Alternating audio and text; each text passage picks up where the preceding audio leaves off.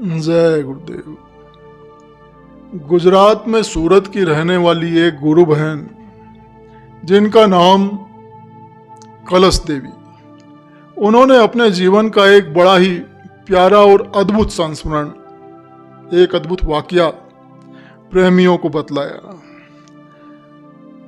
वे बतलाती हैं कि मैं उत्तर प्रदेश जिला बांदा की रहने वाली हूँ और कई वर्षों से सूरत में रह रही हूँ क्योंकि यहाँ मेरे पति का धंधा है। मेरे पति का नाम गुलाब चंद गुप्ता है।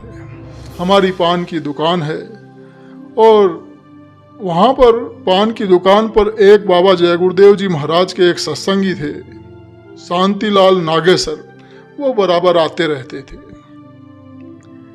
तो उन्होंने परम पूज्य बाबा जय गुरुदेव जी महाराज की कुछ किताबें, कुछ अखबार मेरे पति को पढ़ने के लिए दिए और गुरुजी की महिमा सुनाई।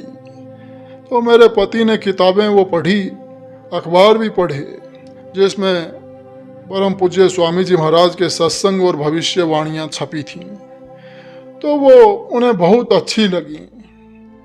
तो वो वहाँ जो स्थानीय रविवार का सत्संग होता था उसमें भी जाने लगे। फिर उनके मन में उमंग उठी कि मथुरा जाकर स्वामी जी महाराज से नामदान लिया जाए। तो जब ये तैयारी करने लगे मथुरा जाने की, तो मैंने इन्हें खूब मना किया कि गुरु नहीं करना, क्योंकि हम लोगों ने गायत्री मंत्र लिया है, इसलिए हमें गुरु नहीं करना। लेकिन इन्हें तो ऐसी जिद सवार हो गई कि हम तो गुरु बनाएंगे तो बाबा जय गुरुदेव को ही, बस। इस बात को लेकर हम लोगों में एक तरह से युद्ध छिड़ गया। मैंने हर तरह से लड़ाई की, झगड़ा किया, लेकिन मेरे पति बिल्कुल नहीं माने और हमें भी जिद करके अपने साथ मथुरा ले गए।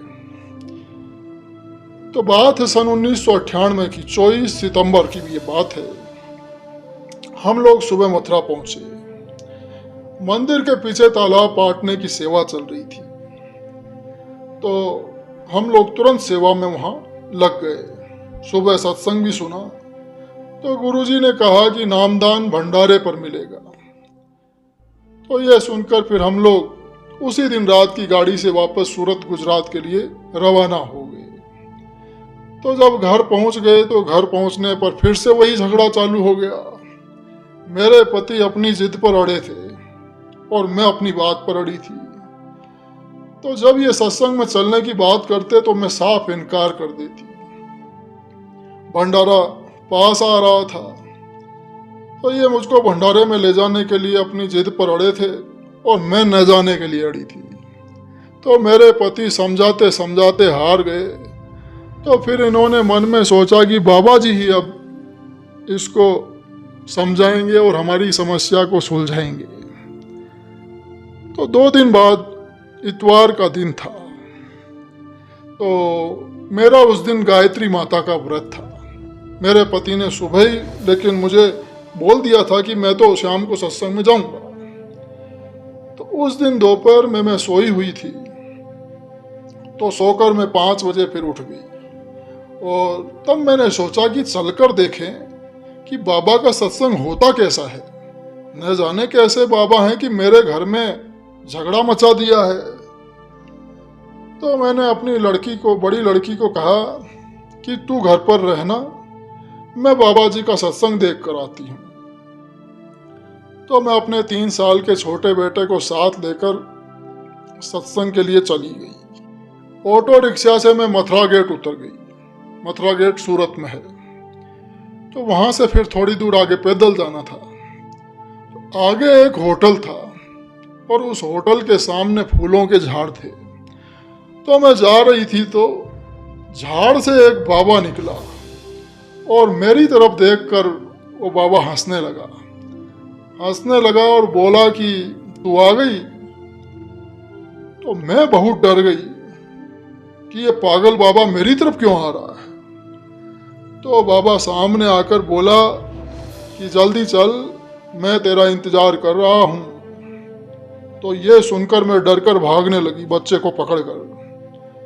तो वो बाबा लपक कर मेरे सिर पर हाथ रख दिया और फिर उसी झाड़ में पता नहीं कहाँ वापस लौट गया। मैंने अपने पति से पूछा कि कोई बाबा आया था, तो उन्होंने कहा कि नहीं।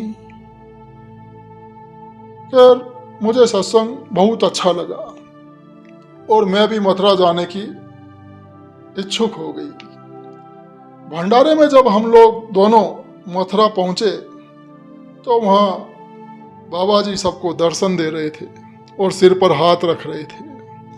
तो जब मैंने बाबा जी को देखा तो मैं बिल्कुल दंग रह गई। मैंने अपने पति से कहा कि अरे, ये तो वही बाबा जी हैं जिन्होंने सूरत में मेरे सिर पर हाथ रखा था।